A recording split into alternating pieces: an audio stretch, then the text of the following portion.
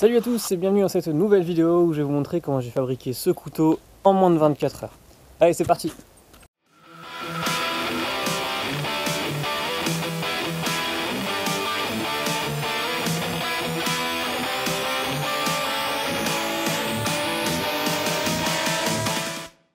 Si vous êtes nouveau sur la chaîne, bienvenue, moi je m'appelle Gaëtan et je dirige la chaîne Lempro Knives. Ici vous allez trouver plein de vidéos sur les réalisations de couteaux, des tutos et des trucs et astuces en coutellerie en général. Aujourd'hui on se retrouve pour une vidéo un petit peu particulière car c'est un challenge que je fais avec la chaîne Mille et une lames. Pour ceux qui ne connaissent pas Mille et une lames, c'est un jeune homme qui comme moi est passionné par la coutellerie et qui fait des vidéos de réalisation de couteaux sur YouTube. Personnellement je trouve que ce qu'il fait est très bien, c'est unique, c'est très créatif, il a des formes qui sont assez atypiques et qu'on ne trouve pas partout. Donc je pense que si vous appréciez ce que vous voyez sur ma chaîne, vous allez forcément apprécier ce que vous voyez sur la sienne. Donc vraiment allez y faire un tour. Comme d'habitude vous aurez dans la description un lien pour aller vous abonner à sa chaîne et il y aura aussi un lien pour sa vidéo sur le défi qu'on va faire aujourd'hui. Pour l'instant, il n'y a encore pas énormément de vidéos sur sa chaîne. Au moment où je fais cette vidéo, il me semble qu'il y en a 4 ou 5.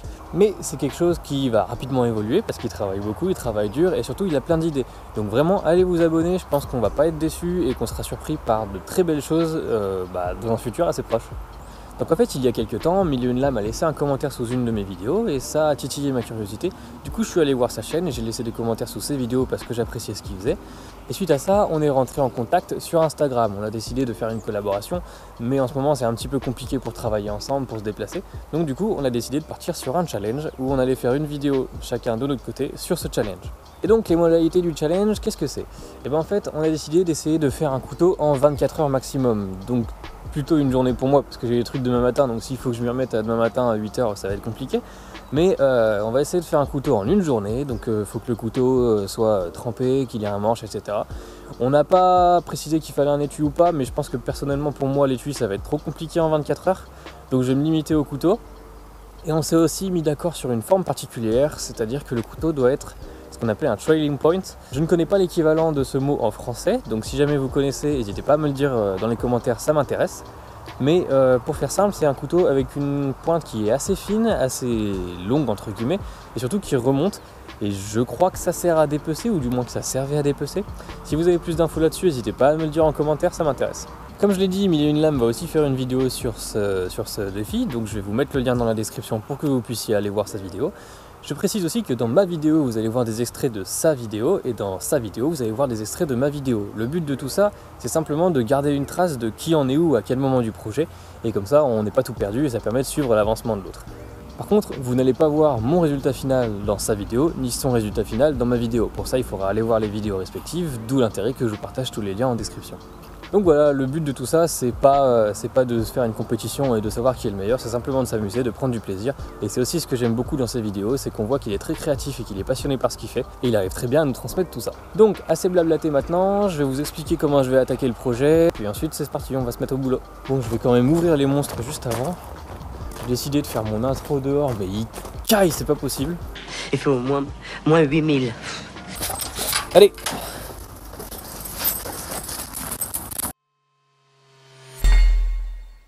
Là c'est mon seau à chute, il y a plein de chutes d'acier, je vais choisir celle-ci pour le couteau et je vais choisir ce dessin là.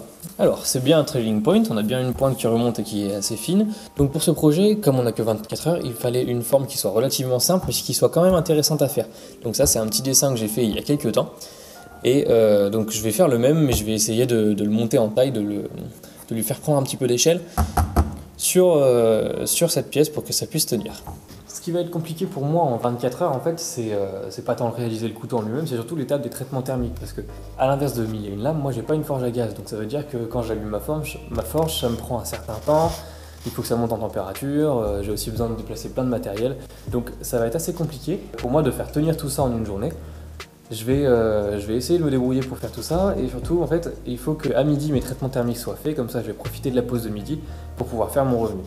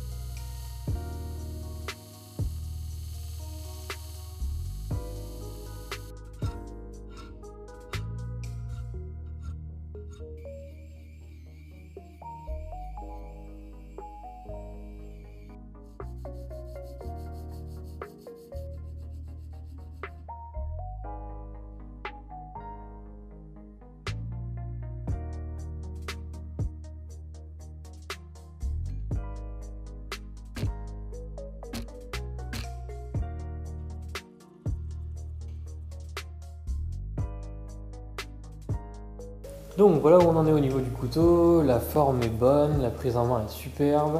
On a deux façons de le tenir, on peut le tenir comme ça pour une prise un peu plus longue, ou comme ça si on veut vraiment pouvoir pousser fort. J'ai pris le temps de faire une petite texture sur la lame, parce que ça fait longtemps que j'avais pas fait ça, et je pense que ça va être sympa. Ça m'a pas pris trop de temps, mais je suis encore dans mes temps. Là pour l'instant il est 9h15. Donc maintenant on va passer à la réalisation des émoutures.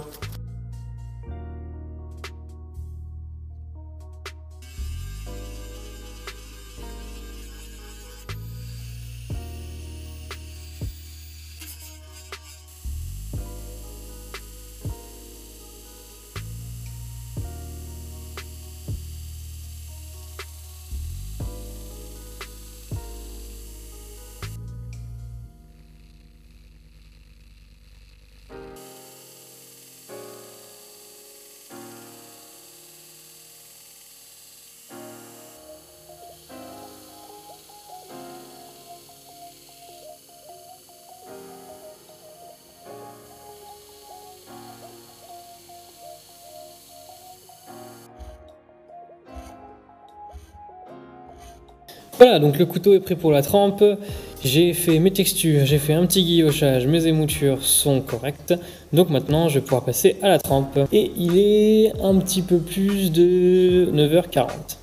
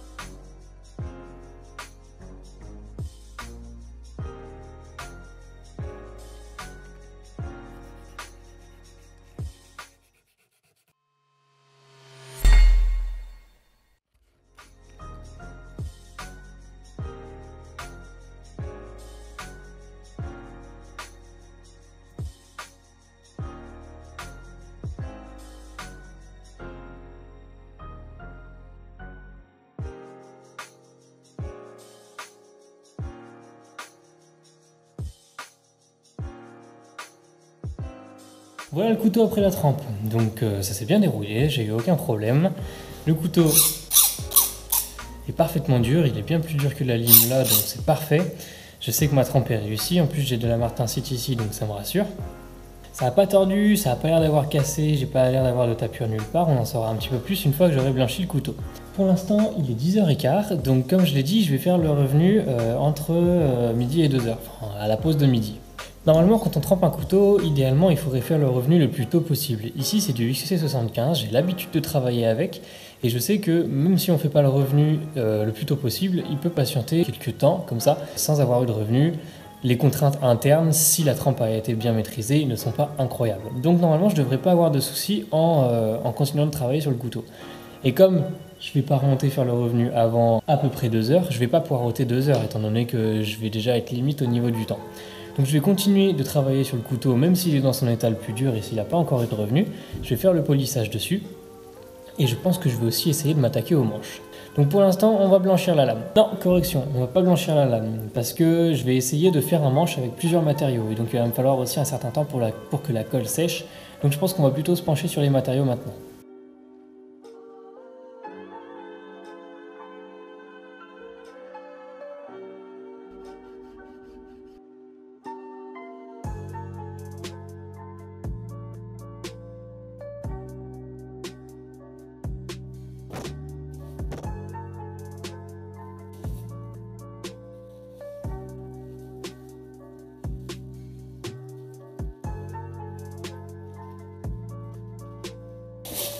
Et ça, c'est de la pâte à polir. Mon Dieu, il y en a.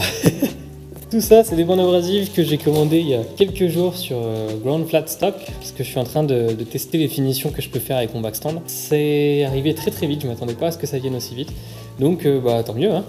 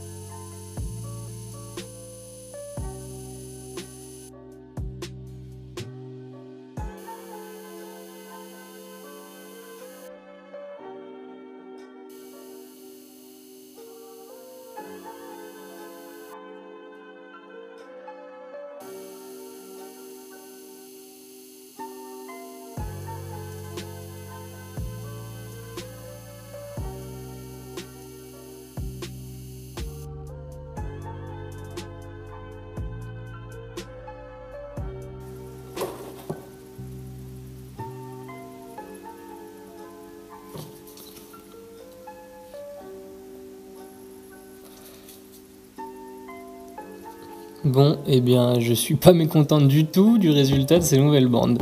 J'ai bien fait de les acheter. Si ça vous intéresse, je vous ferai peut-être une autre vidéo sur la progression en grains, tout ça, mais là, c'est vraiment pas mal. J'ai un miroir qui est presque parfait. Si on cherche des rayures, on va en trouver forcément, mais je veux dire, elles sont tellement fines. On en a un petit peu là, au niveau de l'entablure. Et sinon, après c'est tellement fin que de toute façon, ça se voit pas et ça impacte pas le résultat. Vous voyez bien que c'est un polymiroir. Non, c'est pas parfait parce que c'est pas fait à la main et qu'il reste encore des micro-rayures si on les cherche, mais c'est bluffant comme résultat quand même, juste à la machine. Là, ça m'a pris peut-être 10 minutes, alors qu'à la main, ça prend plusieurs heures. C'est assez impressionnant. Bon, n'empêche que tout ça, c'est bien beau, mais mon couteau, il est toujours pas... son traitement thermique est toujours pas terminé, hein. Il faut encore que je lui fasse un revenu, donc va falloir que j'aille le mettre au four. De toute façon, c'est midi, donc on se retrouve juste après la pause déjeuner. Les traitements thermiques pour la lame, c'est terminé. La lame a eu un revenu de 2 fois 30 minutes à 200 degrés. Pour un petit couteau comme ça, c'est suffisant et ça va tenir la route. Donc là, ma lame, elle est terminée, donc il me reste plus qu'à faire le manche. Avant de s'attaquer au manche, on va prendre quelques secondes pour aller regarder où en est mis une lame.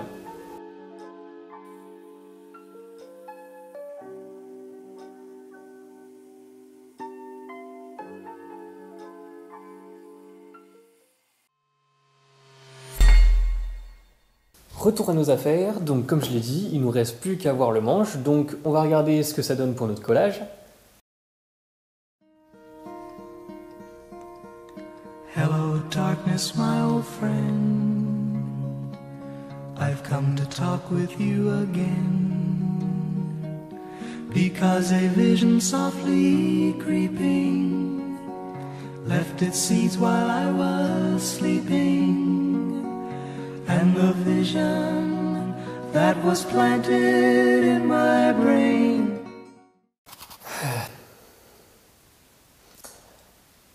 Donc, comme vous avez pu voir, on a un souci au niveau des plaquettes que j'ai préparées. En fait, ce qui s'est passé, c'est que j'ai voulu gagner du temps. D'ordinaire, quand je prépare des plaquettes comme ça, je les prépare comme je vous ai montré et après je les laisse serrer sur un support plat le temps que ça sèche. Mais ici, comme je suis un peu pris par le temps, j'ai fait 2 erreurs. La première, c'est d'utiliser de la colle à bois qui met relativement longtemps à sécher. Et la deuxième, c'est de monter les plaquettes en haut vers la cheminée pour accélérer le temps de séchage. Et le problème en faisant ça, c'est que le bois, ça n'aime pas trop être précipité, et surtout quand on utilise des intercalaires comme ça. J'avais déjà eu le problème qui fait que quand ça sèche trop rapidement, les intercalaires ont tendance à se courber, à se recroqueviller sur eux-mêmes. Et là, comme les plaquettes étaient plus compressées les unes sur les autres, et du coup, c'est ce qui s'est passé. Je suis vraiment dégoûté parce que j'ai pas énormément de ces types de bois là. Il va falloir faire avec autre chose. Alors on va partir sur un morceau de patawa, c'est un bois que j'ai encore jamais travaillé, mais je pense qu'il va être assez intéressant, on a des jolies veines. Et mon manche tient pile poil dessus, donc j'ai pas non plus le droit à l'erreur là-dessus.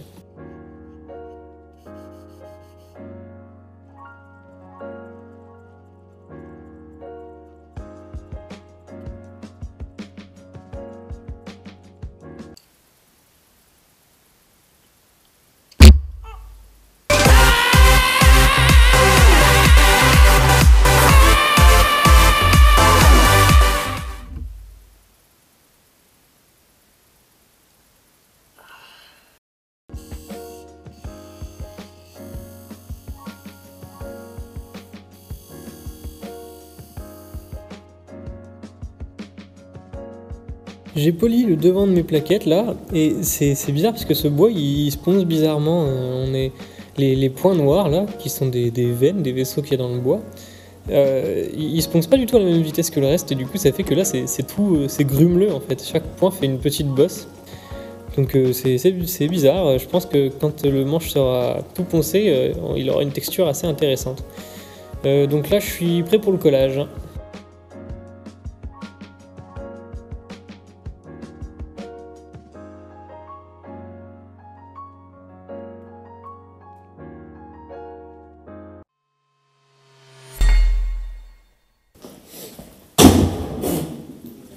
La colle époxy est sèche, donc maintenant j'ai plus qu'à couper mes rivets et à faire du travail sur la ponceuse pour enlever l'excès de matière et ensuite le couteau sera terminé.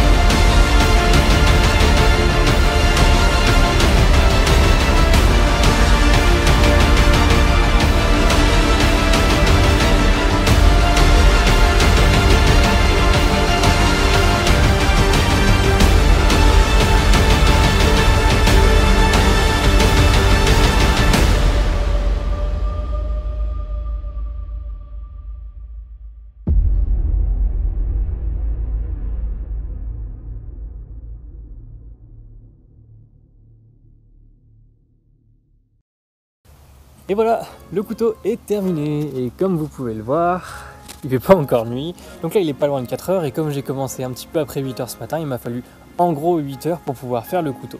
J'en suis très content, je trouve que la texture rend super bien et je suis vraiment super content que la finition que j'ai eue avec les nouvelles bandes abrasives. Il faut encore que j'expérimente un petit peu avec ça parce que j'ai pas tout testé et voir ce qui marche le mieux en fait. Alors si on récapitule un petit peu, c'est de l'acier XC75 en 3 mm d'épaisseur. On a bien un steel trailing point avec la pointe qui remonte et qui est très fine comme on l'avait dit.